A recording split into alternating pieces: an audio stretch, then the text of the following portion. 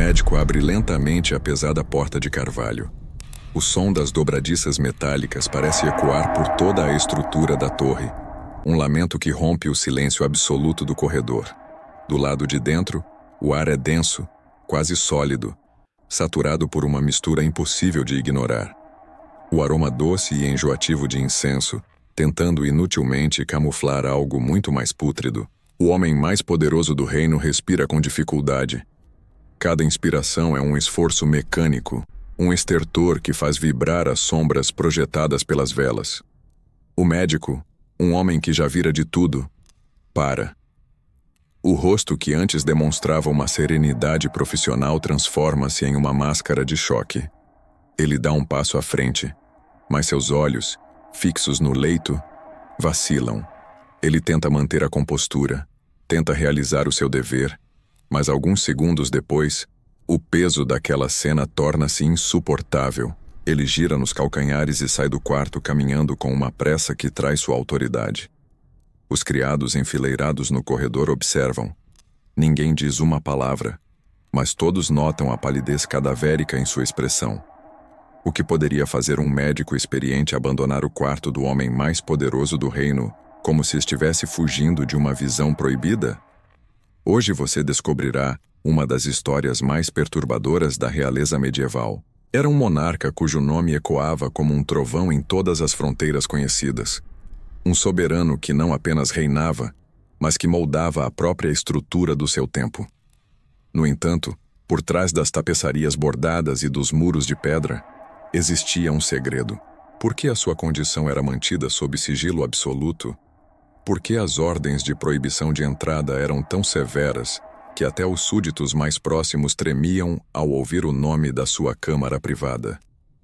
O reino fervilhava com boatos, e o medo já não era apenas sobre o inimigo estrangeiro, mas sobre o que se tornava a cada dia mais incontrolável dentro daquela alcova. Mas aquilo que realmente assustava os médicos não era a doença em si, mas a velocidade com que ela transformava a soberania em decadência. Nos corredores do castelo, uma inquietação silenciosa começou a se espalhar. Os criados, responsáveis pelo envio de mantimentos e lençóis limpos, passavam pelo quarto com a cabeça baixa, evitando qualquer contato visual com os guardas. Os nobres, que antes disputavam 1 minuto de atenção do rei, agora caminhavam apressados com um desdém fingido, mas com olhares carregados de suspeita. Bispos e conselheiros eram os únicos autorizados a cruzar aquela fronteira, mas o padrão era o mesmo. Entravam com o ar de quem carregava o destino do mundo nos ombros e saíam visivelmente abalados, como se tivessem testemunhado algo que desafiava a própria fé. O que poderia estar escondido atrás daquelas portas que fazia até os homens mais devotos questionarem o que viam? O quarto era um labirinto de sombras. Velas de cera de abelha queimavam até o toco, projetando chamas vacilantes que pareciam dançar conforme a respiração do ocupante. A escuridão nos cantos do aposento parecia ganhar volume, devorando as luzes e o som. O cheiro do incenso, queimado em grandes quantidades em incensários de prata, flutuava em nuvens pesadas pelo teto. No centro de tudo, o leito real, uma estrutura majestosa coberta por camadas de linho branco e veludo, escondia o que deveria ser a figura mais importante da história daquele país. Médicos moviam-se como fantasmas, trocando olhares furtivos, carregando potes de ervas e poções que pouco pareciam fazer.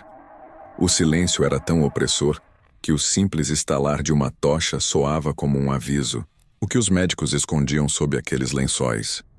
O médico-chefe, um homem de mãos firmes e décadas de prática, finalmente cedeu à pressão do momento. Ele se aproximou do leito segurando uma lamparina para inspecionar as feridas que exalavam o odor fétido. Ele tenta aplicar um emplastro, mas a reação do corpo diante dele é violenta. Ele cobre o nariz com um lenço de seda, olha novamente para as manchas que se espalham pelos tecidos, e um tremor visível percorre seus ombros. Ele recua, quase derrubando a mesa de cabeceira, e sai do quarto com uma rapidez que beira o desespero. Atrás dele, os criados ficam paralisados, congelados pelo som da respiração sibilante que ainda vinha lá de dentro. O que havia naquele quarto que fez a ciência da época parecer impotente? Histórias como essa mostram um lado da Idade Média que quase nunca aparece nos livros escolares, que a verdade ainda fica mais perturbadora quando entendemos o que realmente estava acontecendo naquele quarto. Na medicina daquela época, a compreensão da corrupção dos humores era a base de todo o conhecimento. Quando o corpo de um homem poderoso começava a falhar, não se tratava apenas de um problema físico. Era um desequilíbrio que, aos olhos da sociedade medieval, refletia o estado espiritual da alma. O medo era constante. Tratamentos como a sangria ou a aplicação de cataplasmas fétidos eram tentativas desesperadas de extrair a doença. Mas o que acontecia quando a própria medicina, que deveria ser a cura, tornava-se apenas uma testemunha do fracasso? O medo da contaminação não era apenas biológico. Era um medo supersticioso, o pavor de que a própria proximidade com a decadência pudesse macular quem tivesse a audácia de se aproximar. A situação atingia um ponto de ruptura. A cada dia, mais médicos eram convocados, e o medo na corte tornava-se quase palpável. A transformação física do rei era descrita em sussurros, como uma mudança que parecia desafiar a forma humana. O quarto, antes um local de poder, tornava-se um antro de melancolia e horror, onde os próprios criados evitavam até mesmo olhar para a porta.